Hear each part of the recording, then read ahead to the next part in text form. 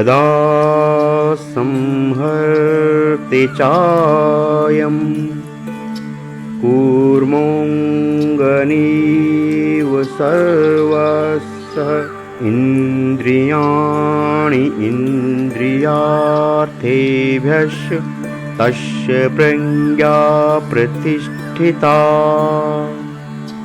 जिस प्रकार कछुआ अपने अंगों को सब ओर से समेट लेता है, ऐसे ही कर्मयोगी मनुष्य अपनी इंद्रियों के विषय भोगों से इंद्रियों को उसी प्रकार समेट लेता है। तब उसकी बुद्धि स्थिर हो जाती है, अर्थात दुनिया की भाग दौड़ में रहकर भी उससे बचे रहना वही स्थिर बुद्धि कहलाती है।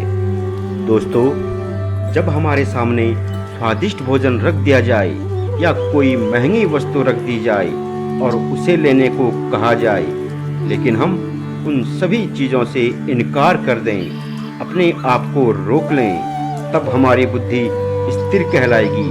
यह स्थिरता इस बात का संकेत है कि हम अपनी इंद्रियों और इच्छाओं पर नियंत्रण पा चुके हैं।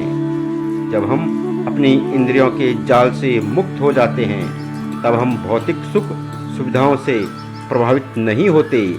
ऐसा व्यक्ति अपनी इच्छाओं को पहचानता है, परंतु उनके प्रभाव में नहीं आता। बुद्धि की यह स्थिरता एक प्रकार की मानसिक और आध्यात्मिक शक्ति है, जो हमें सही और गलत का विवेकपूर्ण निर्णय लेने में मदद करती है।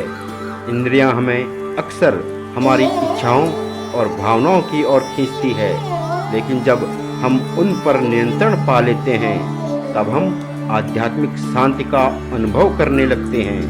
यह स्थिति हमें बाहरी चीज़ों में सुख की तलाश से मुक्त करती है और भीतर के वास्तविक आनंद से परिचित कराती है। यही वह स्थिति है जिसे योग और ध्यान के माध्यम से प्राप्त करने का प्रयास किया जाता है। स्थिर बुद्धि वाला व्यक्ति दुनिया के आकर्षणों और मोह माया से ऊपर उठकर आत्म संयम और संतुलन की स्थिति में रहता है। ऐसी स्थिति में व्यक्ति अपने जीवन के हर निर्णय में धैर्य, शांति और विवेक से काम लेता है। स्थिर बुद्धि वाले व्यक्ति की पहचान यह है कि वह न तो संसार के मोह में बंधता है, न ही उनमें फंसकर अपना धैर्य और शांति खोता है। वह जानता है कि सच्चा सुख बाहरी चीजों में नहीं, बल्कि आत्मा की शांति में है। इसलिए जब हम अपने मन और इंद्रियों को नियंत्रित करना सीखते हैं, तब हम जीवन में स्थिरता और संतुलन प्राप्त कर सकते हैं। यही स्थिर बुद्धि का आदर्श है।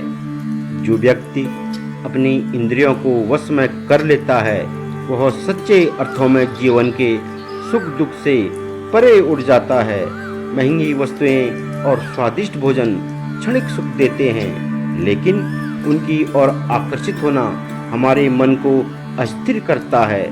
जो व्यक्ति इन मोहों से अपने मन को मुक्त कर लेता है, वह न केवल शारीरिक बल्कि मानसिक रूप से भी स्वतंत्र हो जाता है।